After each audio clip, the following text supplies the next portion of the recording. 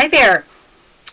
I'm Gail Moat, and I'm excited to be with you today learning about the flipped classroom. So this is just going to be a short little tutorial on what the flipped classroom is and why it's important and what it can do for you and your classrooms.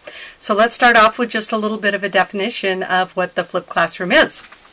The flipped classroom is taking what is traditionally a larger portion of lecture and the facilitator, quote, being the sage on the stage, and moving it to more hands-on activities in the classroom with the facilitator being much more of a guide on the side.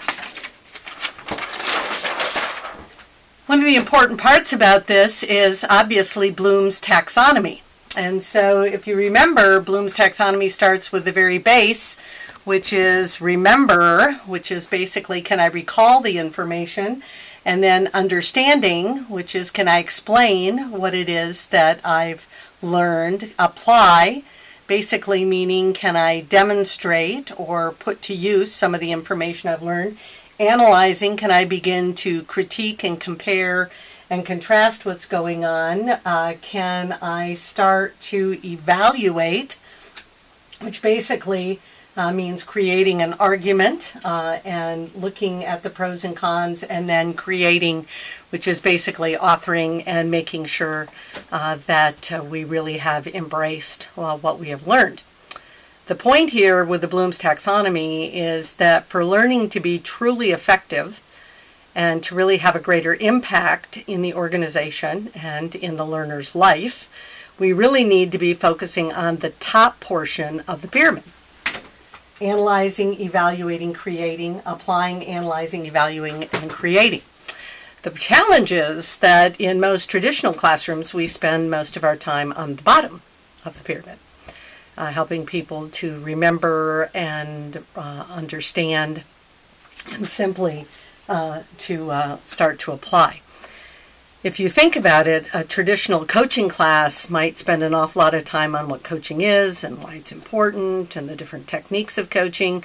And then what happens towards the end of the session is, oh my gosh, we've run out of time, so we don't have as much time to actually practice the coaching and having the students demonstrate that they can actually apply and analyze and critique what good coaching is and maybe what not so good coaching is. And why is that important? Well, I'm sure you've heard of something called Learning Scrap. Learning Scrap is training that employees attend but never apply in a way that improves their performance. That means that a large portion, probably more than 75% of training, is not effectively implemented back on the job.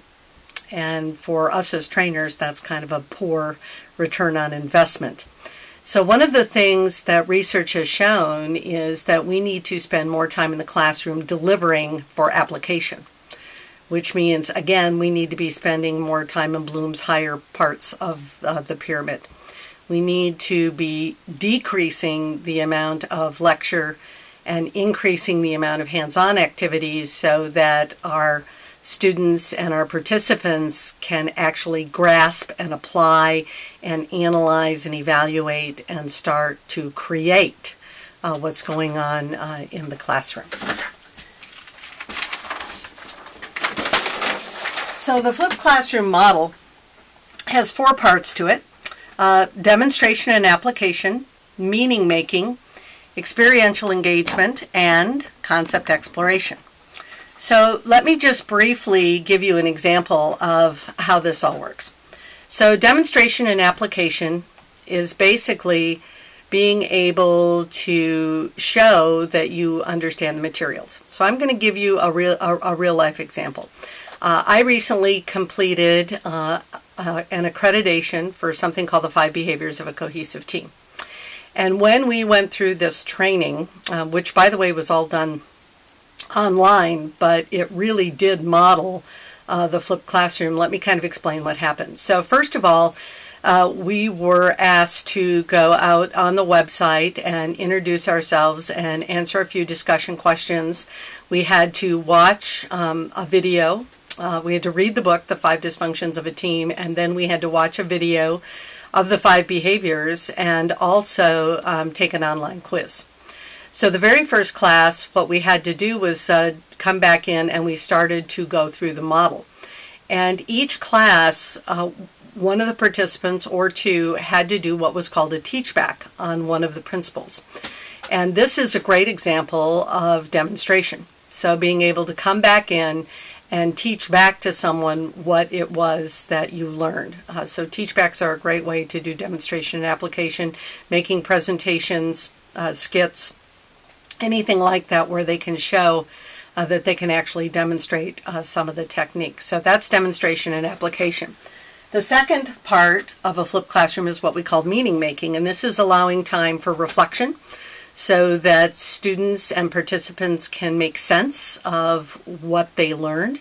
So in my example, after each 5 behaviors class, we had to reflect on what we had learned and we had to apply it to one of our own teams. And so we were broken out into teams of 3 and we had to chat with our team members about what we had learned, and very similar to like blogging about what you had done. Other ways of reflection are podcasts, doing short one-take videos like I'm doing right now, of things that you've learned and how you're going to apply that going forward. So that's kind of the meaning-making piece of the flipped classroom. The third part of the flipped classroom is what we call experiential engagement. And this is where in the classroom you actually want participants and students practicing. Practice, what they have learned, and maybe experiencing the topic so that it becomes more meaningful to them and embedded in their knowledge base. So in my 5 behaviors class, one of the things that we did is we actually had to practice conflict resolution, and we had to take on the characters' personality styles and how we would actually engage in conflict during that time. And so that's another example of great experiential engagement. Doing role plays, certainly games, simulations, experiential exercises, all of those kinds of things are going to make that learning more meaningful. And the last part of the flipped classroom is what we call concept exploration. And concept exploration is basically allowing the participants to get a deeper knowledge of the topic and what's going on. And what we do there is we offer up another set of resources or places where they can go to get additional information. In my 5 behaviors class, what we did is we created a discussion board where we could put out some of our best tools, our best websites that we use in team building and team training. We also used some of the information when we were chatting during the course, and then we would capture those chats and we would post them out on the website so that we would have that continual resource of knowledge, and then that was made available to us for 90 days after the class so that we could continue to go back and reference those. So that's kind of an example of how we use demonstration and application, meaning making, experiential engagement, and the concept exploration piece, which are the 4 pieces.